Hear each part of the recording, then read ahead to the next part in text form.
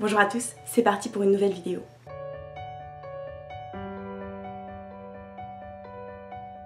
En 2018, je renouvelle mes envies de suivre vos conseils. Ceux que vous me donnez au fur et à mesure de vos commentaires, de vos messages, de nos échanges sur les différents réseaux sociaux. Ce bocal à lecture, je l'alimente chaque jour des nouvelles suggestions que vous me faites. Et l'année dernière, grâce à vous et à ça, j'ai vécu 2 lectures absolument bouleversantes. J'ai pu m'émouvoir comme une fontaine de la magnifique BD La tristesse de l'éléphant. Une bande dessinée lumineuse qui nous parle de la vie, tout simplement. Mais je me suis aussi beaucoup chauffée, révoltée et énervée grâce au recueil de poèmes Why God is a Woman de Nin Andrews. Un recueil de poèmes féministes et dystopiques aussi violent que terrifiant, que je vous encourage malgré tout à lire. Alors cette book jar en 2018, je vais en prendre soin, je vais continuer de l'alimenter grâce à vous. Pour que vous puissiez vous y retrouver tout le long de l'année, cette petite animation apparaîtra à chaque fois que je vous parlerai d'un livre qui aura été tiré par la book jar.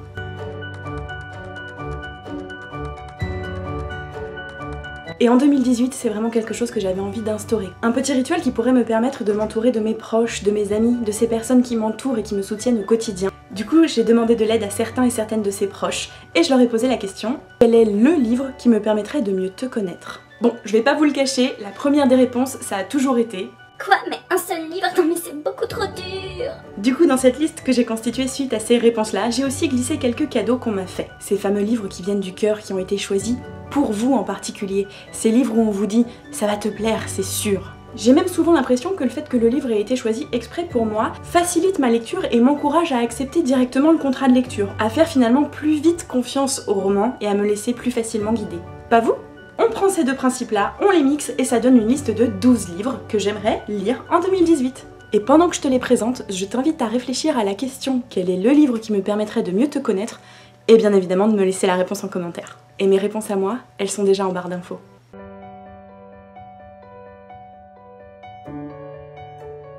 Le château de Cassandra. Il s'agit d'un des plus grands classiques de la littérature jeunesse anglo-saxonne paru en 1949 que j'ai totalement loupé. J'ai hâte de découvrir le journal de Cassandra, cette jeune fille plein d'esprit et d'ironie qui nous raconte les excentricités de sa famille perdue dans un château en pleine campagne anglaise. Alexandre et Alestria. Histoire d'amour ou combat de roi et de reine? L'histoire romancée d'Alexandre le Grand, roi de Macédoine, et d'Alestria, enfant sauvage devenue reine des Amazones, me promet une lecture passionnante dans l'immensité des steppes de Mongolie. De Shansa, j'avais déjà lu La joueuse de Go, la claque ultime de mes années de lycée. Je m'attends donc à une lecture aussi profonde que douloureuse et aussi terrible que belle. Le livre des jours perdus. Il s'agit de l'autobiographie de Taha Hussein, l'un des plus grands philosophes et écrivains égyptiens.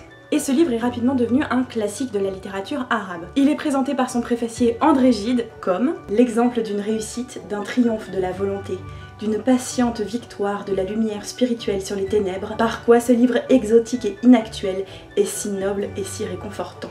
Tout un programme donc. Bienvenue à Positano. Bon là ok, je triche un peu parce que la vraie réponse c'était L'art de la joie, mais je l'ai déjà lu. L'art de la joie, je ne vous en ai pas encore parlé ici. Et j'aurais bien du mal à le faire tant cette lecture m'a bouleversée. Je vous invite le plus sincèrement du monde à lire cet ouvrage pour comprendre pourquoi il est nécessaire et pourquoi il chamboule une vie. En 2018, je rempile pour lire un 2e Goliarda Sapienza et cette fois-ci je lirai donc Rendez-vous à Positano. On me promet un roman hommage et amoureux, l'histoire intime de 2 femmes sœurs d'âme, un roman qui sauve de l'oubli ce qui fut balayé par le destin. Ouais, donc encore un truc assez lourd. Tu comprends maintenant pourquoi j'attends le bon moment? Le paradis des manuscrits refusés. Ce livre a été vécu par la personne qui me l'a offert comme une drôlerie british et décalée, et je suis sûre que cette plongée dans le monde de l'édition et des manuscrits refusés va sans doute me faire grincer des dents. Est-ce que je t'ai déjà dit que je déteste la pédanterie? Mais va surtout m'offrir de bonnes poilades. Ma sœur est une sorcière. Encore un livre dont je suis malheureusement totalement passée à côté étant enfant et qui pourtant aurait pu vraiment me plaire. Dans ce roman jeunesse, on va aborder les thèmes de la solitude, du pouvoir, de l'ambition, dans un univers fantastique qui a priori est servi par une écriture qui mêle l'humour et les grandes interrogations. Le cirque des rêves. En fait, avec ce roman, je sais pas tellement où je vais. J'en ai entendu énormément de bien. Mais j'ai lu aussi pas mal de réticences et de déceptions. Une chose est sûre, c'est que la personne qui me l'a conseillé le porte chaudement dans son cœur, et cette raison me suffit amplement. Oui, a priori c'est encore une histoire d'amour, mais j'ai surtout l'impression que ce thème est un écran de fumée qui masque un roman complexe et fascinant.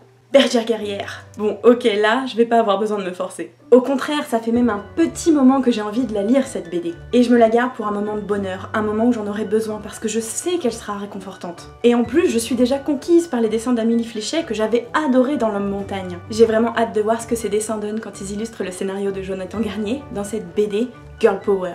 Allez, courage, il m'en reste plus que 4 à te présenter, et après promis, ça sera fini.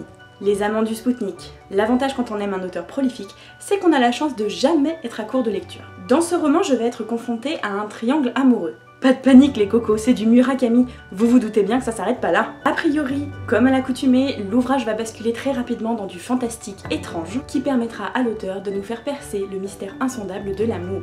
Sacré programme. Antigone.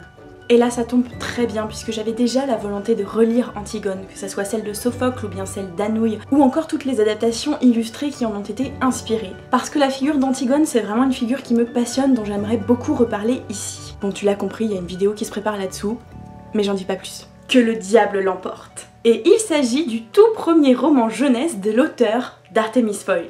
Ah cette saga.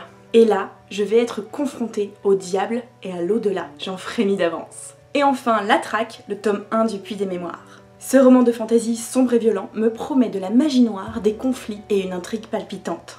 Et oui, je sais pas pourquoi je l'ai toujours pas lu, parce qu'il est chez moi depuis les Imaginales 2017. Et voilà, on a fait le tour de tous les livres que j'espère réussir à lire en 2018, mais sans me mettre aucune pression. Il s'agit d'une liste d'envie, d'une liste d'inspiration, qui m'a apporté, je pense, autant de plaisir à la réaliser que j'en aurais à lire les livres qu'elle contient. Et maintenant, c'est à vous de bosser. Il me faut un livre qui me permettrait de mieux vous comprendre et votre coup de cœur de 2017 que je pourrais ajouter à ma boucle-jar. En attendant de vous retrouver dans les commentaires, je vous souhaite une excellente année 2018. Prenez soin de vous. Ciao!